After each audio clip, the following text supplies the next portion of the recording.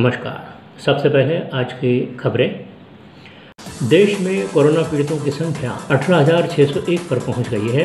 अब तक मरने वालों की संख्या 590 हो चुकी है। इलाज के बाद 3252 लोग घर लौटे हैं। आज 705 मरीज ठीक हुए हैं। ये अब तक का एक दिन का सबसे बड़ा आंकड़ा है। चेन्नई से एक खतरनाक खबर आ रही है कि यहाँ के एक तमिल न्यूज़ चैनल में पूरा स्टाफ 25 लोग कोरोना के पॉजिटिव पाए जाने के बाद चैनल का लाइव प्रसारण बंद हो गया है। मुस्लिम देशों द्वारा भारत में ट्विटर पर चल रहे एंटी मुस्लिम वार पर चिंता जताने के बाद भारत सरकार की ओर से मुख्तार अब्बास नकवी ने दावा किया है कि भारत मुसलमानों के लिए जन्नत है। उन्होंने कहा कि यहाँ सब सुरक्षित है। सेकुलरिज्म हमारी फैशन नहीं, पैशन है। यहाँ विविधता में एकता है। उन्होंने भरोसा दिलाया कि भारत के मुसलमानों को कोई खतरा नहीं है।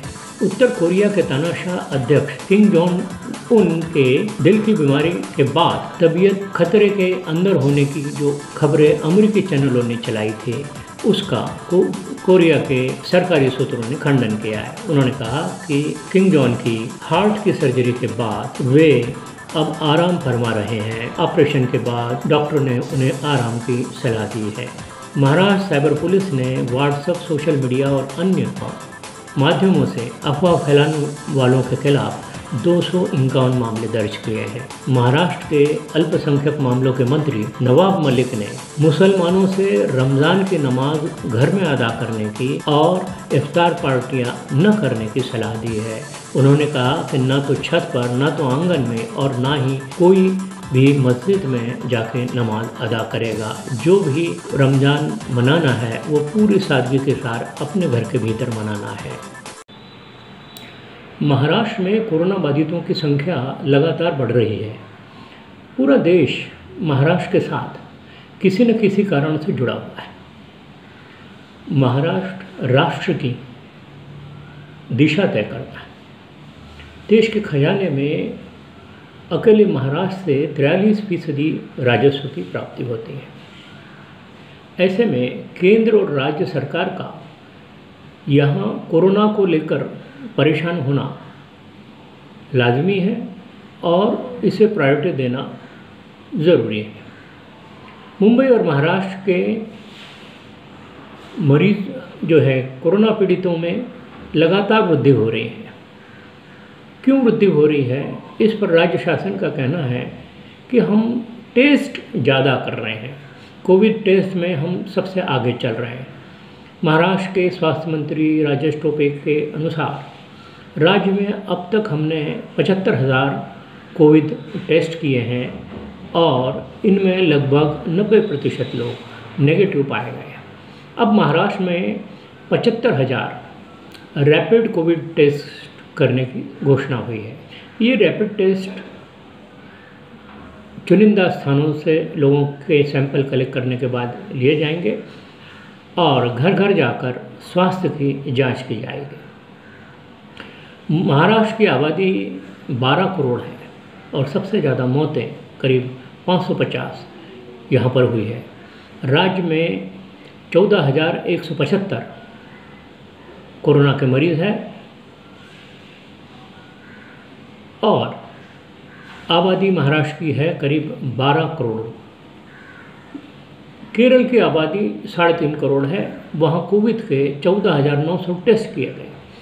केरल पहला राज्य था जहाँ पर ये कोरोना ने हमला किया और केरल ने उसका बहुत ही अच्छी तरीके से उसका प्रबंधन किया। केरल में कुल 3 मौतें हुई हैं, जबकि यहाँ पर करीब जो 401 मरीज यहाँ पाए गए थे। गुजरात की आबादी केरल की आबादी से बिल्कुल दुगनी है।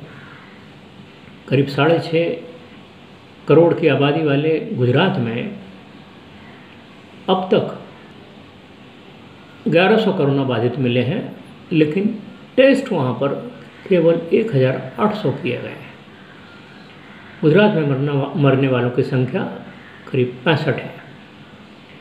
आबादी के हिसाब से उत्तर प्रदेश सबसे बड़ा राज्य है। 23 करोड़ की आबादी में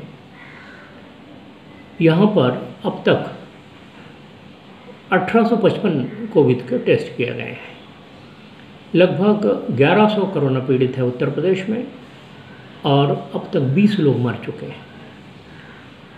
सबसे चिंताजनक बात तो मध्य प्रदेश की है। यहाँ की स्वास्थ्य सचिव ही कोरोना पीड़ित पाई गई है। उनके बेटे को कोरोना था, वो अमेरिका से आए हुए थे, लेकिन ये बात उन्होंने छुपा के रखी और मुख्यमंत्री और कई लोगों के साथ, अफसरों के साथ मीटिंग लेती रही। वो सभी क्वारंटाइन हुए और उनके ऊपर कोरोना का इलाज करना पड़ा।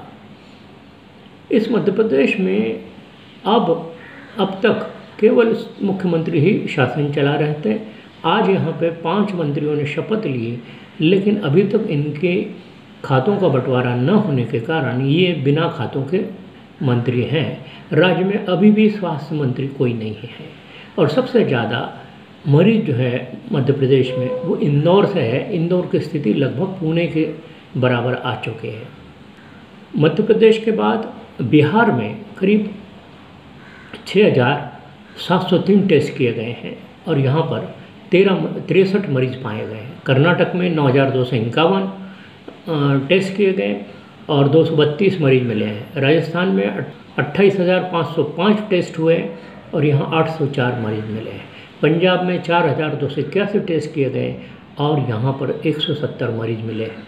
सबसे कम मरीज छत्तीसगढ़ में मिले, जहाँ 3,945 टेस्ट किए गए और केवल 31 मरीज मिले और इनमें से किसी की मौत नहीं हुई। ज़्यादातर लोग जो है इलाज करने के बाद घर चले गए।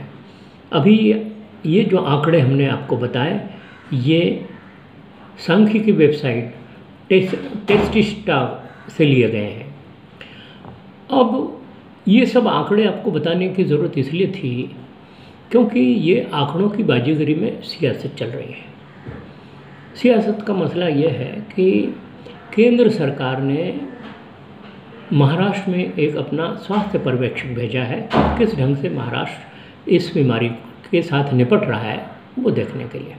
महाराष्ट्र सरकार ने न तो इसका स्वागत किया है न ही विरोध किया है और वो अपने काम में लगी हुई है, लेकिन इसका जमकर विरोध किया है पश्चिम बंगाल के मुख्यमंत्री ममता बनर्जी ने।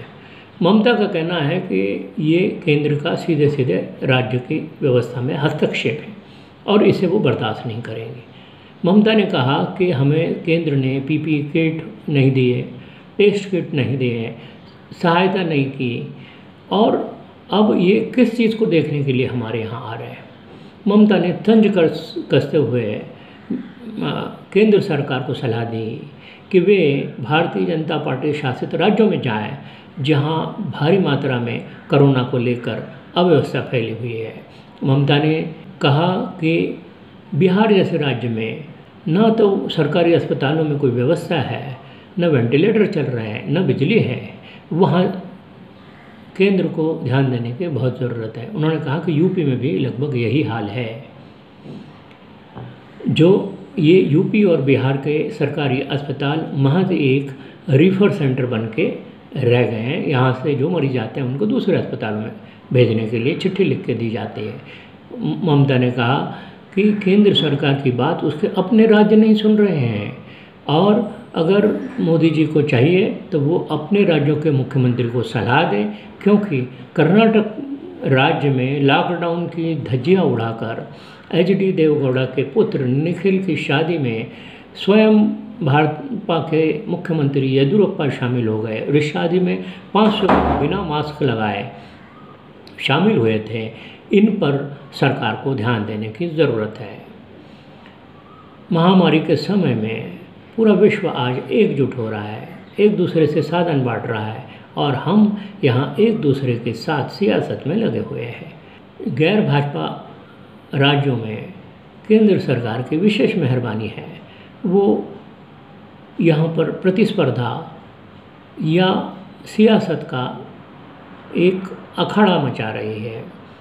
इलाज में, महामारी में न तो धर्म जीता है न कोई राज्य जीतेगा, जो हारेगा वो ही मरेगा।